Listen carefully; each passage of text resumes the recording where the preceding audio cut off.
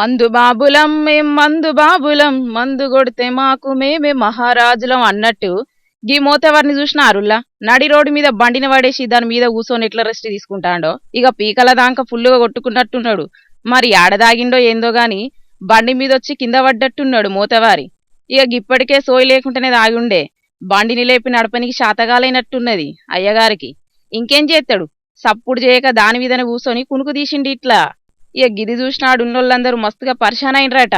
అసలుకే గిల్లు సర్కారులకు పెద్ద ట్యాక్సీ పేయర్లాయే, గిళ్ళతోని మాట్లాడాలంటే మాటలా మరి. గందుకే తొవ్వంటి పోయేటోళ్ళందరూ సప్పుడు చేయకనే పోయినరు. కాని ఎవ్వరు సుతం అన్నజోలికైతే పోలేదు. తాగినంత దిగినాక గాయన జాగల గాయనే పోతాడని చూసుకుంటున్నారు గాని ఎవ్వరు సుతం ఏమనలేదు. విజయవాడలున్న శ్రీనగర్ కాలనీలో జరిగింది ఇది. ఈ వీడియోలు సోషల్ మీడియాలో వైరల్ అయ్యే వరకు ఒకడు మాకెదురొచ్చినా వాడికే రిస్క్, మేము ఒకడికి ఎదురెళ్ళినా వాడికే రిస్క్, మాతోని పెట్టుకుంటే తొక్కి పడేస్తాం అనుకుంటా కామెంట్లు పెడుతున్నారు గిట్లా. ఈ వీడియోలు చూసినా కొందరు మందు బాబులు